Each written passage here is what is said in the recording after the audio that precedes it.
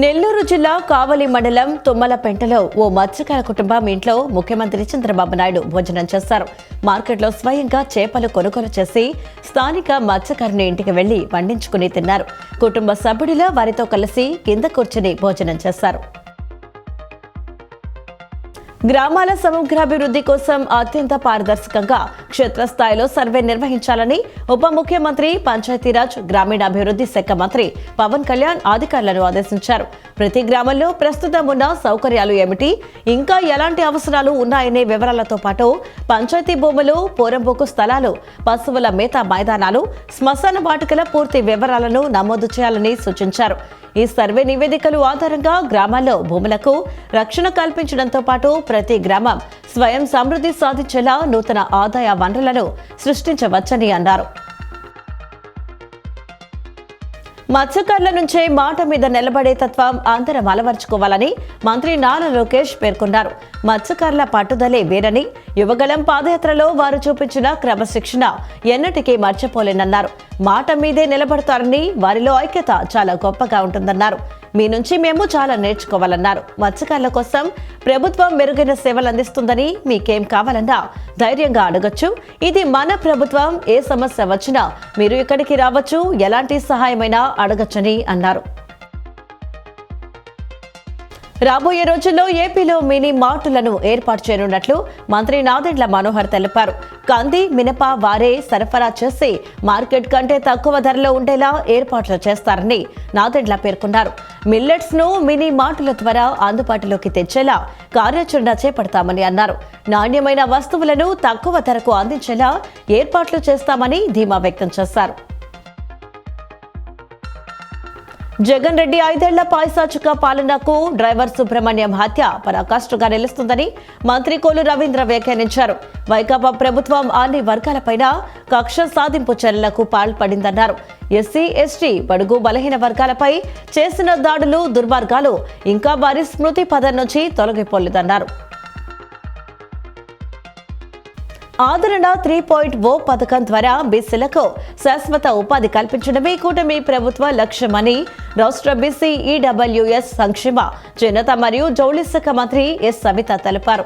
బీసీలను వ్యాపారవేత్తలుగా తీర్చిదిద్దే లక్ష్యంతో ఈ పథకం ద్వారా ఆధునిక పనిముట్లు అందజేస్తామన్నారు. బీసీలకు ఆర్థిక మేలు కలిగించడంతో పాటు వారిని వ్యాపారవేత్తలుగా తీర్చిదిద్దాలన్నదే కూటమి ప్రభుత్వం లక్ష్యమన్నారు. ఆదరణ ఉత్పత్తులకు మార్కెటింగ్ సౌకర్యం ప్రభుత్వమే కల్పిస్తుందని మంత్రి సవిత తెలిపారు.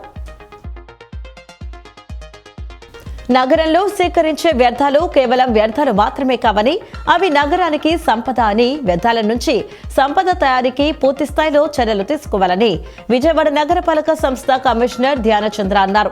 తడి చెత్తను వర్మీ కాంపోస్ట్ రూపంలో ఎరువుగా మార్చే ప్రక్రియను పూర్తి స్థాయిలో అమలు చేయాలని అధికారులకు ఆదేశించారు. వర్మీ కాంపోస్ట్ కు ప్రత్యేక బ్రాండింగ్ కల్పించి అది విజయవాడ నగరపాలక సంస్థ తయారు చేస్తున్న సేంద్రియ ఎరువుగా ప్రజలకు సులభంగా గుర్తించేలా చర్యలు తీసుకోవాలని అధికారులకు దిశానిర్దేశం చేశారు. రహదారి అభివృద్ధి సెస్ వ్యాట్ పేరుతో పెట్రోల్, డీజిల్ ధరలు పెంచి ప్రజలపై అదనపు భారం మోపింది జగన్ రెడ్డినని సర్వేపల్లి ఎమ్మెల్యే సోమిరెడ్డి చంద్రమోహన్ రెడ్డి ధ్వజమెత్తారు. మంగళగిరిలోని తెదేపా కేంద్ర కార్యాలయంలో నిన్న ఆయన విలేకరులతో మాట్లాడారు. వైకాపా ప్రభుత్వ హయాంలో పెట్రోల్, డీజిల్ పై దేశంలోని ఇతర రాష్ట్రాల కంటే అత్యధిక ధరలు వసూలు చేశారని మండిపడ్డారు. ఇంధనం కోసం సరిహద్దు జిల్లాల ప్రజలు పక్క రాష్ట్రాలకు వెళ్లేవారని గుర్తు చేశారు. ప్రస్తుతం అంతర్జాతీయ సంక్షేమ పరిస్థితుల దృష్ట్యా కేంద్రం ధరలు పెంచితే దానిపైన వైకాపా వాళ్లు రాద్ధాంతం చేస్తున్నారని ఆగ్రహం వ్యక్తం చేశారు. భూ సమీకరణలో పాల్గొనేందుకు రైతులకు ఇప్పటికే అవకాశం ఉందని ఏపీ సిఆర్డీఏ కమిషనర్ వి విజయరామరాజు తెలిపారు. భూసేకరణ ప్రకటనలో పేర్లు ఉన్నప్పటికీ సంబంధిత రైతులు నిర్ణీత గడువులోపు భూ సమీకరణలో పాల్గొనేందుకు అవకాశం ఉందని కమిషనర్ గ్రామసభలో స్పష్టం చేశారు. రాజధాని అమరావతి గ్రామాల్లో మౌలిక వసతుల అభివృద్ధికి ప్రణాళికలు సిద్ధం చేసి అమలు చేస్తున్నామని కమిషనర్ పేర్కొన్నారు. అమరావతి అభివృద్ధి ప్రాజెక్టులో భాగంగా నిర్మాణ పనులు వేగంగా జరుగుతున్నందున రాజధాని గ్రామాల రైతులు ఏపీ సిఆర్డీఏ అధికారులకు సహకరించాలన్నారు. కోస్తాంధ్ర జిల్లాలో ఉష్ణోగ్రతలు సాధారణం కంటే ఎక్కువగా నమోదవుతాయన్న వాతావరణ శాఖ హెచ్చరికలతో రాష్ట్ర ప్రభుత్వం అప్రమత్తమైంది. వచ్చే 7 రోజుల పాటు అన్ని పట్టణ స్థానిక సంస్థలు అత్యవసర వాతావరణ ప్రణాళికలను సిద్ధం చేసుకోవాలని, క్షేత్రస్థాయిలో సహాయక చర్యలను ముమ్మరం చేయాలని ఆదేశించింది. పురపాలక పరిపాలన, పట్టణాభివృద్ధి శాఖ ముఖ్య కార్యదర్శి ఎస్. సురేష్ కుమార్ ఈ మేరకు మున్సిపల్ కమిషనర్లకు మార్గదర్శకాలు జారీ చేశారు.